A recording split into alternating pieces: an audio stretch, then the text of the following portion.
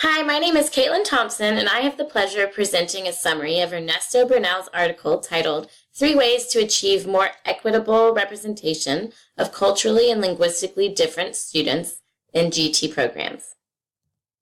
This is an overview of what we'll be exploring from Bernal's article. 1. A review of minority underrepresentation. 2. Legal disputes and the status quo. 3. Underrepresentation in predominantly minority schools.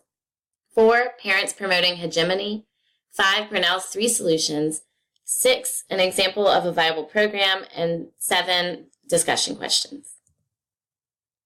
We're all aware of the existence and problem of underrepresentation of culturally and linguistically diverse gifted students in American schools, as it's been a problem recognized and talked about for decades. Yet it continues to happen. In fact, the history of uncovering underrepresentation of different ethnic groups is outlined in Bernal's writing. The first group to be identified as underrepresented were African Americans in the 60s and 70s. This was followed by Hispanic Americans in 1974, and American Indians were recognized as underrepresented in 1987. Even after light has been shed on this issue for over half a century, teachers continue to fail to notice gifted and talented minority students to this day. After Bernal establishes the underrepresentation problem, he goes on to discuss examples of how legal disputes have helped maintain the status quo, or in other words, maintaining the traditional emphasis on achievement scores that exclude professional judgment of teachers who have alternative evidence for high student ability. Oftentimes, the litigation originates with upset white parents who don't see why a disadvantaged minority student was admitted to a gifted program or magnet school instead of their own child who scored just a few points higher on the test. Bernal and anyone who advocates for gifted children have a solid appreciation for parents who are willing to fight for their gifted child to have access to better opportunities through gifted programs. However, it becomes a problem when white parents are the only ones who are pushing, especially in the courts, and the repercussions cause culturally and linguistically diverse students to lose their placement. This also creates a problem for gifted advocates who are aiming to reform the selection process and make gifted programs more accessible for minority students through alternative criteria. Bernal takes a look at gifted education in predominantly minority schools and attempts to answer the question, does underrepresentation exist in majority minority schools? He takes a look at a pretty large region in Texas known as Region 1, or the tip of Texas. This is an area where Mexican Americans make up 94% of public school enrollment. Over 80% of Region 1 students are economically disadvantaged. Over 60% are considered at risk. At least 40% are limited English proficiency. And 86% of all teachers are Hispanic. Clearly, these schools are ones where the majority of the schools are made up of minorities. Even most of the teachers are Hispanic. Now let's take a look at the demographics represented by the gifted programs here. Even though 86% of teachers in Region 1 are Hispanic, only 64% of gifted teachers are Hispanic, a disproportionate amount by roughly 20%. Furthermore, while our national average of gifted enrollment hovers around the 10 to 12% mark for overall population, it's somewhat promising to see that the Hispanic gifted average in Region 1 comes pretty close to this. But then when we look at the white representation in gifted here, we see a major problem. Why is it that white students make up less than 5% of the overall student population, but 24% of them are considered gifted? As if that doesn't raise an eyebrow already, we then see the trend of Hispanic enrollment decreasing and white enrollment increasing. And white gifted students in Region 1 are represented at 2.5 times the state average. In our country, we have a history of white parents promoting hegemony, particularly among gifted programming. According to our reading, a study in 10 communities revealed a push from upper middle class parents of the dominant ethnic group to maintain hegemony within gifted programs. Cases like these show how local elites control access to better educational opportunities, which I think reinforces the cycle as white children of elite parents grow up to do the same thing. What's even more disturbing Our reading states, quote, Oakes and Wells have documented many cases where Hispanic and African American students have been relegated to lower academic tracks, even when they have equal or higher test scores and grades than white students who've been placed into higher tracks.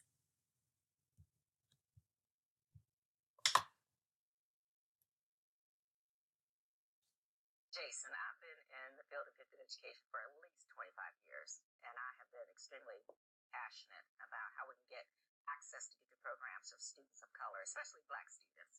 So I wanted to really know what you've been working on lately. So I have a new study that's coming out in AERA Open, which is the new online open access journal that AERA has. The study's called Discretion and Disproportionality, explaining the underrepresentation of high-achieving students of color in gifted programs. And we titled the study that way because we wanted to hone in on these disproportionalities between students in gifted programs of different race and ethnicity groups, try to identify some of the factors that are at play. And we think, our major hypothesis going into this study is that teacher discretion of other school personnel was going to likely play a big role in those patterns that we observe. Here's concerns I've had over the years, and I mean a long time.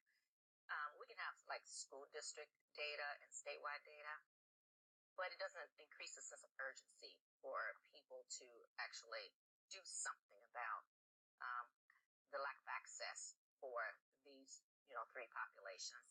So I'm really pleased that there's a national study that is taking a look at these issues. People will say, well, we know that kids on average achieve at different levels in elementary school for whatever reasons. Kids are entering kindergarten at different levels, and so the gifted population is just reflecting achievement differences. But one of the things that we find is that that's not true.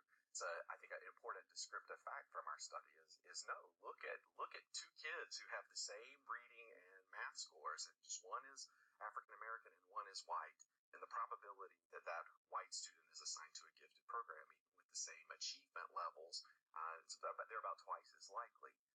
We throw a lot of factors into the equation, consider a lot of different factors, and we're never quite able to fully explain that gap. It points towards an area that you've done a ton of work on. As we confront these issues with underrepresentation of culturally and linguistically diverse students in gifted education, Bernal proposes 3 solutions. First, he urges schools to recruit more minority gifted teachers. Second, he supports the need for multicultural curriculum in general education, as well as gifted. And third, Bernal begs us to evaluate our gifted programs by collecting sufficient data to use to hopefully prove what really works, and begin to discredit many of the long-standing assumptions that inhibit minority students from accessing gifted education. Bernal shares in his article, Ford, Grantham, and Harris presented the case well when they issued a wake-up call to the profession to enlist minority teachers, not only to model professional behaviors to minority gifted students, but also to expose white students to the perspectives that minority instructors bring to a classroom. It could resolve the underrepresentation that exists in many districts while introducing a curriculum that is more responsive to the ethnic diversity that these changes will cause. I think recruiting minority gifted teachers is an ingenious idea that's rarely discussed or even considered. I don't think it would come so easily, though. It's already difficult enough to recruit minority general education teachers. While the solution might take time, though, the idea behind it can really push us all in our careers and schools to begin begging the question of why there are so few minority teachers, especially gifted teachers, and bring more attention to it. One of the points Bernal made that I particularly liked was, in addition to recruiting minority teachers, attempt to, quote, capitalize on their expertise in multicultural interpersonal sensitivity and multicultural teaching styles to teach the monocultural gifted teachers. In return, the credentialed gifted teachers can actually help the new recruit gain experience and credentials for gifted. Bernal's second solution is a multicultural curriculum. These are 5 proposed components of multicultural education from Banks: content integration, knowledge construction, prejudice reduction, equity pedagogy, and empowering school culture. Content integration is using examples and content from a variety of cultures and groups to illustrate key concepts, principles, generalizations, and theories in their subject area or discipline. The knowledge construction process is helping students to understand how the implicit cultural assumptions within a discipline influence the ways that knowledge is constructed within it. Prejudice reduction is the characteristics of students' racial attitudes and how they can be modified by teaching. And equity pedagogy is matching teaching styles to student learning styles in order to facilitate the academic achievement of students from diverse racial, cultural, and social class groups. The last is an empowering school culture and social structure. Group and labeling practices, sports participation, and the interaction of staff and students across ethnic and racial lines are some of the components that must be examined to create a school culture that empowers students from all groups. When we're looking at a multicultural curricular model, we really need to utilize varied teaching methods that appeal to both white and culturally linguistically diverse preferences. We need to confront racism as a consciousness-raising exercise. We need to frame learning around realistic social problems, be culturally responsive, and be willing to find unfamiliar materials. Bernal gives the example of incorporating contributions to astronomy of various indigenous peoples. It isn't often, if ever, that our American students are exposed to significant people and contributors from other countries and cultures. I doubt we would see this image in an American classroom textbook, so finding materials that support a multicultural curricular model will really require time, effort, and resourcefulness. The third and final of Bernal's solutions is evaluation. According to Bernal, districts that have achieved some success in finding, admitting, and retaining culturally, linguistically diverse students in their gifted programs must begin serious evaluation of their work. Evaluation begins with asking questions. What do we want to prove? What data will help thrust gifted education past its present issues of underrepresentation and its lack of culturally responsive pedagogy? In the many cases parents brought before the court earlier, there was no documentation to support the notion that a more diverse gifted program is successful. Likewise, how can we show that a lack of diversity is hurting our gifted programs? What students have succeeded and failed in gifted, and why? There are so many questions out there and so few answers. If we want to see any change, we must build a case with sufficient data collection and analysis. Bernal ends his article with a proposed example of a viable program, bilingual gifted education. The benefits of this program include differentiated curriculum, cognitive benefits of bilingualism, benefits students of all ethnic backgrounds, and it fits well with a multicultural curriculum. According to this infographic, the bilingual brain really affords several advantages for gifted students. Research shows that bilingualism actually helps with several of these key brain functions, developing strong thinking skills, cultivating greater cultural awareness, using logic, focusing, remembering, and making decisions, understanding math concepts and problems, and increasing reading comprehension. It also has shown that bilingual students outperform monolingual peers on state-mandated tests.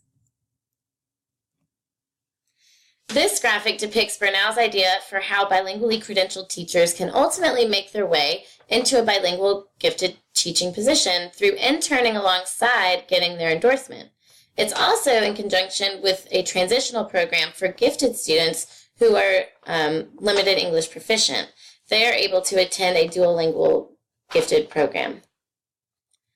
Then this graphic illustrates how credentialed gifted teachers who are bilingual and bilingually credentialed teachers can merge to help train each other in their different modes of instruction, which then acts as a program for both English speakers and English language learners to collaborate and receive instruction in both languages. So that concludes my presentation, but as you stir over all of this information, consider 2 of the following discussion questions and respond in the facilitator's corner. I look forward to reading your thoughtful responses.